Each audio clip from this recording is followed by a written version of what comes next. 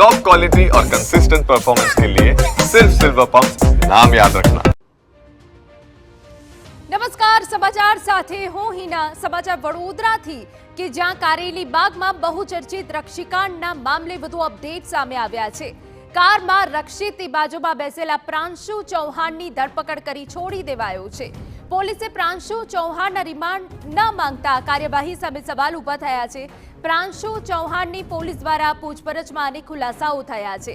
અકસ્માત કરનારો રક્ષિત જ ગાંજો લાવ્યો હોવાની કબૂલાત।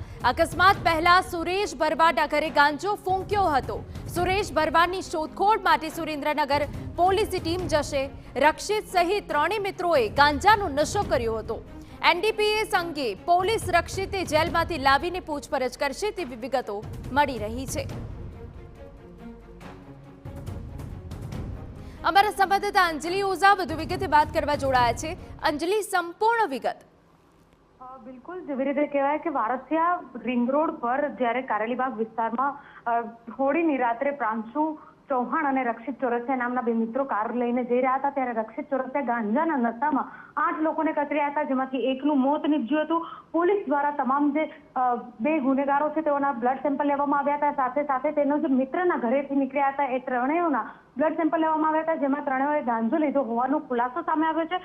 ઉલ્લેખનીય છે કે પ્રાંશુ ચૌહાણની જ્યારે પોલીસે અટકાયત કરી તેની પૂછપરછ કરી તે દરમિયાન પ્રાંશુએ પોલીસને કહ્યું હતું કે રક્ષિત ગાંજો લઈને આવ્યો હતો। ત્રણેય મિત્રોએ ભેગા થઈ સુરેશ ભરવાડના વારસિયા વિસ્તારમાં આવેલા ઘરે ભેગા થયા હતા અને ગાંજાના 3 જોઈન્ટ બનાવીને ત્રણેયે લીધા હતા।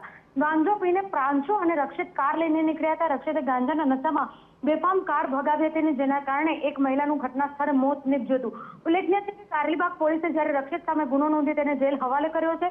ત્રણેય મિત્રોના બ્લડ સેમ્પલ જ્યારે પોઝિટિવ આવ્યા છે ત્યારે કારેલીબાગ પોલીસે એનડીપીએસ એક્ટ મુજબ ગુનો નોંધ્યો છે, પરંતુ પોલીસે પ્રાંશુને પોલીસ સ્ટેશનમાંથી જ જામીન આપી દીધા હતા। ત્યારે પોલીસની કાર્યવાહી સામે પણ ચોક્કસથી સવાલો ઊભા થઈ રહ્યા છે। ત્યારે રક્ષિતને પોલીસ જ્યારે જેલમાંથી પરત લાવી અને ફરીથી પૂછપરછ કરશે। એનડીપીએસના એક્ટ મુજબ તેની ક્યાંથી ગાંજો ખરીદ્યો હતો, ક્યાં કોની પાસેથી લીધો હતો, તે તમામ વિગતોને લઈને હવે પોલીસ દ્વારા તે દિશામાં તપાસ શરૂ કરવામાં આવી છે। ઉલ્લેખનીય છે કે જે રીતે પ્રાંશુ ચૌહાણ અને રક્ષિત ચોરસિયા સાથે સાથે સુરેશ ભરવાડ કે જે સુરેશ ભરવાડ જ્યાં વારસિયા વિસ્તારમાં રહેતો હતો તેનું મકાન માલિકે મકાન ખાલી કરાવડાવી દીધું છે અને તેને પકડવા માટે એક ટીમને સુરેન્દ્રનગર પણ રવાના કરવામાં આવી છે।